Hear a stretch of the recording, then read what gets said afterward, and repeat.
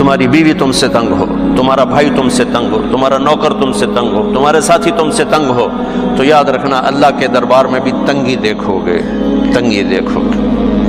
اللہ اپنے معاملے میں جو چاہے جس کو چاہے بخش دے، لیکن میرے بھائیوں میں بڑے دکھ سے کہہ رہا ہوں، ہمارا سارا میں دنیا پھری پر جیسی نیگیٹیوٹی بر صغیر میں دیکھی کہیں نہیں دیکھی، منفی نیگیٹو، بات پہ ہائپر، بات پہ ہائپر، اتنے تو شرلی پٹاخہ نہیں پاٹنے جی میں اپا پاٹنے تے پھٹنے۔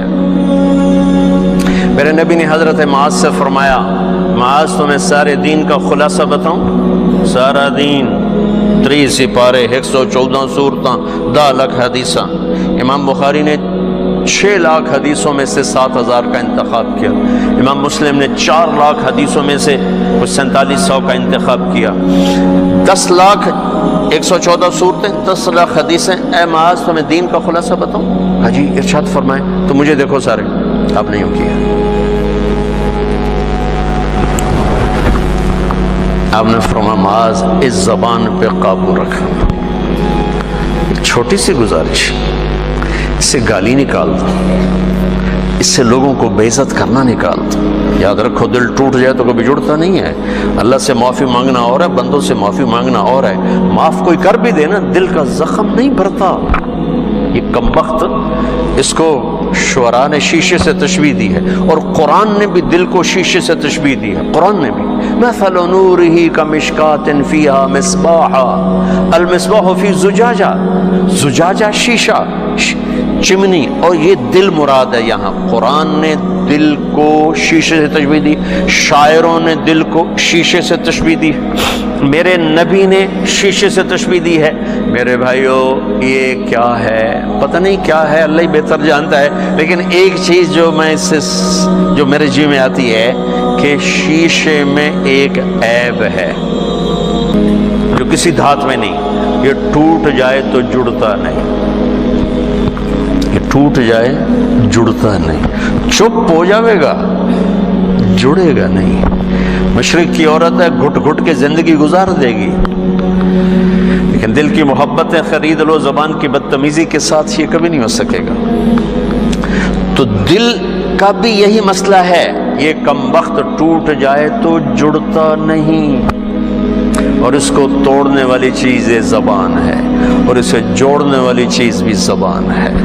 تو ایک آپ سے کہتا ہوں، گالیاں دینا، بے عزت کرنا، ذلیل کرنا، تانے دینا، ٹونٹنگ کرنا، طنز کرنا، غیبت کرنا، برائیاں کرنا، یہ اپنی زندگی سے نکالو گے تو آپ کو اپنے عیب نظر آنے شروع ہو جائیں گے۔ اگر آپ اوروں پہ فوکس رکھو گے، جیسے یہ کیمرہ میری تصویر لے رہا ہے، اپنی نہیں لے سکتا چونکہ اس نے اپنی آنکھ میرے اوپر فوکس کر دی، تو اپنی تصویر کبھی نہیں لے سکے گا۔ تو جو اوروں کے اوپر اپنے فوکس کر دیتے ہیں آنکھیں، انہیں اللہ اپنے عیب بھلا دیتا ہے، وہ اپنی غفلتوں میں مر کے بڑے گھاٹے کا سودا کر کے جاتے ہیں۔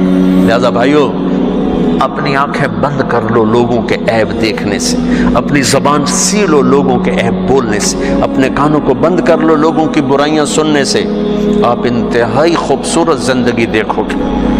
مجھ سے پوچھتے ہیں کئی ساتھی، ہم غصہ بہت آتا ہے، کوئی وظیفہ بتائیں۔ غصہ بہت، میں ان سے کہتا ہوں غصے کا کوئی وظیفہ کوئی نہیں، ایک محنت ہے۔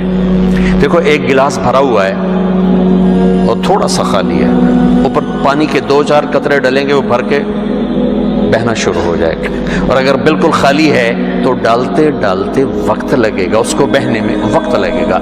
میں نے کہا اپنی زندگی سے نیگیٹیوٹی نکال دو، غیبت، چغلی، شکایتیں، سننا، سنانا، بولنا، پڑھنا، دیکھنا، یہ کر نا تمہارے جو ظرف کا پیمانہ ہے وہ پہلے لبریز ہو چکا ہے، تمہارا گلاس پہلے بھرا ہوا ہے، تھوڑی سی ناگواری آتی تم اچھل کے وہ جاتے ہو۔